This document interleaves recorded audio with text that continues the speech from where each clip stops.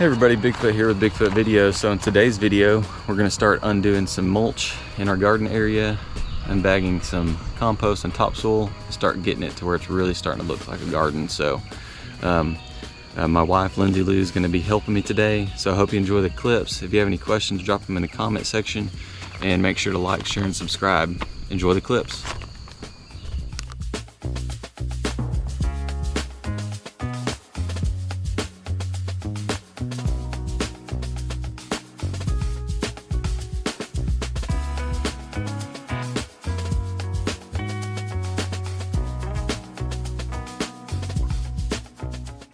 Alright everybody, so what I was just doing was I was actually making sure my spacing was correct.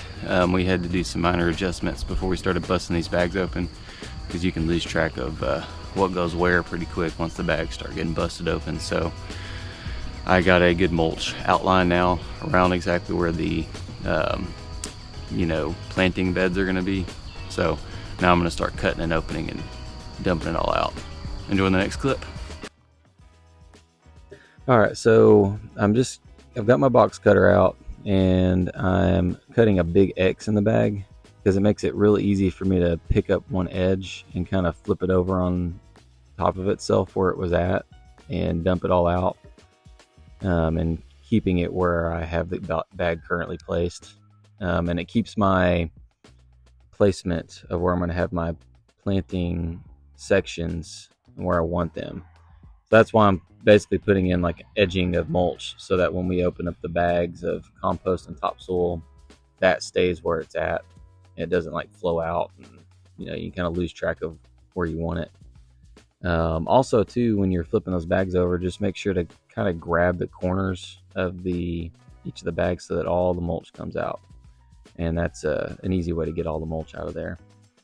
So I am also doing, when I'm opening these bags up, I'm not really moving it around a whole lot, mainly just around the inner edge of the planting area, so that I've got a good edge line there and I know where that topsoil compost mixture is gonna go into.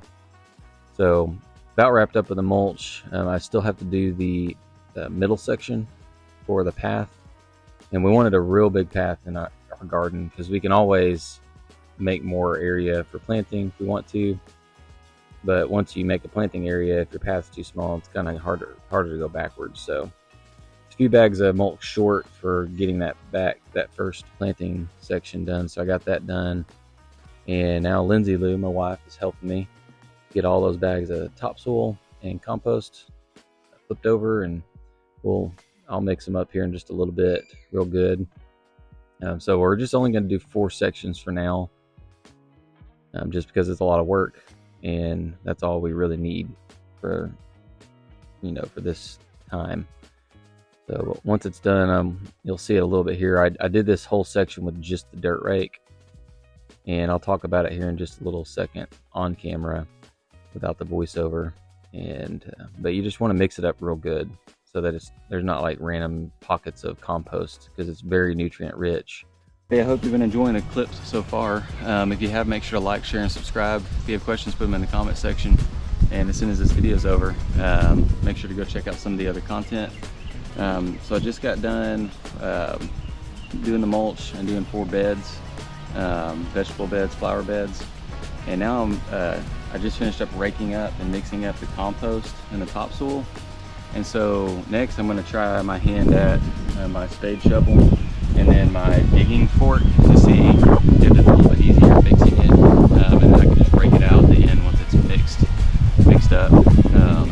So let me know which one you think does the best out of the 3 in the comment section, and other than that, I guess enjoy the clip. So as I just mentioned, I'm going to do this next little area with the spade shovel, and then you still have to use the dirt rake to really rake it out and make it look really nice. But what's crazy about this is after you dump all those bags out and you start mixing it all together, that dirt becomes uncompacted, and it's quite a bit, takes up quite a bit more volume, more area, whatever term you want to use. So kind of keep that in mind as you're doing your calculations. After you break it all up and aerate it, it will take up more space in your garden. So now I'm using the digging fork, and like I said, put your what you think's the best tool in the comment section. I personally think the digging fork was better because it actually went in smoother when I was trying to, compared to like shoveling it in there with a spade shovel. So I'll probably use the digging fork from here on out. It moved basically the same amount of material as well, even though it's got those fork sections. So, but we got it all raked out, and Lindsay Lou, she's getting all of her plants that she planted in her seed starter trays. We have carrots that we planted seeds in the ground right here, but we had okra. We had a bunch of herbs, which didn't do that well, but some of them did grow. We had some basil. We seeded in some nasturtiums to help with pest control. And we also put some asparagus in here.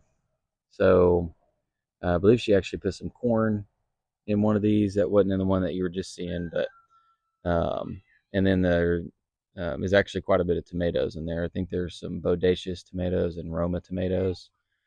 So we're going to plant those in the middle of each little planting section, and then trellis those up, and then we'll have the kind of smaller crops, I guess, on the further out towards the edges of each of those planting areas. So I also went ahead and put in some basically garden stakes. They're actually, I used to use them for old electric fence that we had at our old house. But basically just to mark each of the four corners, because after you put the mulch on there, you kind of lose track of where the corners at. Bigfoot here, and my wife Lindsay Lou. So we just got everything planted, or almost everything planted, and two of the patches are mulched. Everything was pre-watered prior to mulching, so you're not supposed to water your mulch for 24 hours when you put it out of your package. So I hope everybody enjoyed the content today. Make sure to like, share, and subscribe. If you have any questions, drop them in the comment section. And then now go check out some other content, and go check out Lindsay Lou Get Fit on Instagram. Bigfoot out.